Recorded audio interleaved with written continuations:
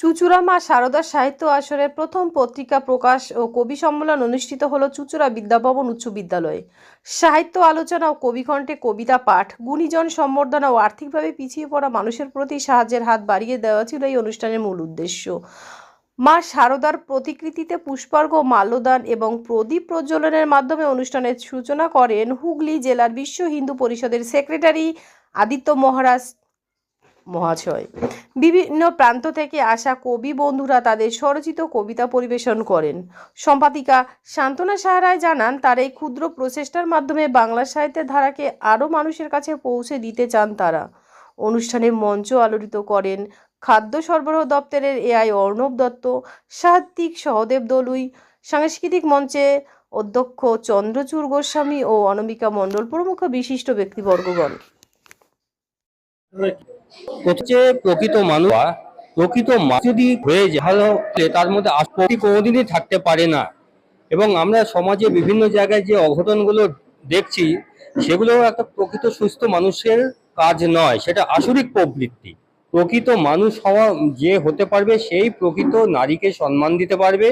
এবং শুধু নারী বলতে নারী জাতি না, ভারত মাতাও নারী। ভারত মাতাকে সম্মান দেওয়া, ভারতের মধ্যে থেকে, ভারত ভূমিকে থেকে ভারত মাতাকে অসম্মান করা, বিদেশির গুণগান করা, সেটা নিশ্চয়ই নারী সম্মানের মধ্যে পড়ছে না। সবার আগে ভারত মাতা এবং তারপর নারী জাতি, মা, ভাই, বোন, মা, বোন যারা আছেন তারা সকলে।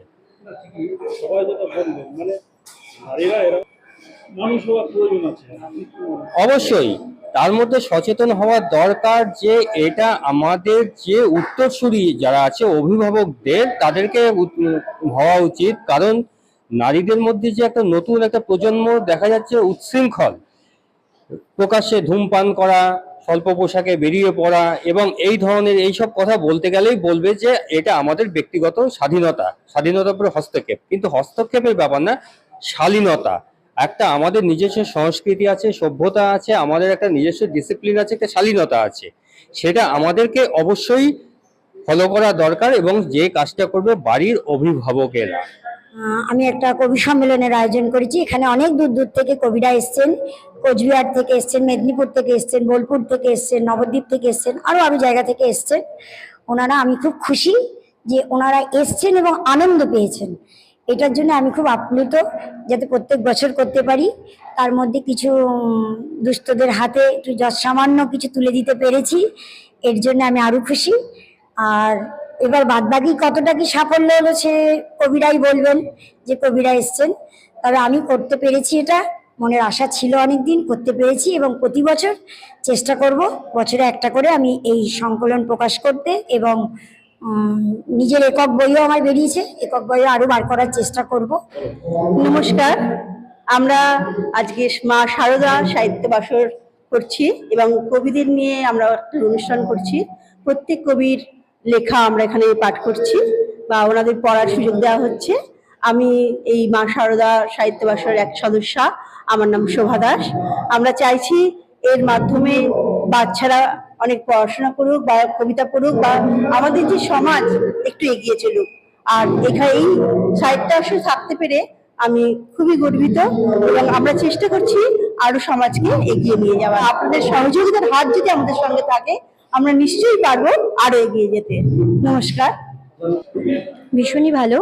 মা শারদা সাহিত্য পত্রিকা শুধু যে কবি সম্মাননাই করলো তা নয়, এখানে কবি, শিল্পী, সাহিত্যিক, এমনকি সমাজসেবী সবটাই ছিল। শান্তনাদি প্রথম এটা উদ্যোগ এবং সকলকে এভাবে তিনি পাশে পেয়েছেন এবং তার এতটা পরিশ্রম সেটা আজকে সার্থক হয়েছে। এভাবেই আরও নতুন নতুন উদ্যোগ নিক এবং আমরা প্রত্যেকে তার পাশে থাকি, সাহিত্য সংস্কৃতিকে এভাবে এগিয়ে নিয়ে চলি এবং প্রত্যেকে ভালো মনের পরিচয় আমরা দিই। বসন্ত উৎসবের একটা রেশ চলছে, সেটাও রইল সাথে। এবং সাহিত্য এভাবে এগিয়ে চলুক, আরও নতুন নতুন কিছু আমরা উপহার দিই নতুন প্রজন্মকে। আমরা পুরনো প্রজন্ম এবং সমসাময়িক যারা আমরা চলছি, নতুন প্রজন্মের জন্য এমন কিছু যেন রেখে যেতে পারি যাতে তারাও সাহিত্য এবং সংস্কৃতিকে ভালোবাসতে পারে।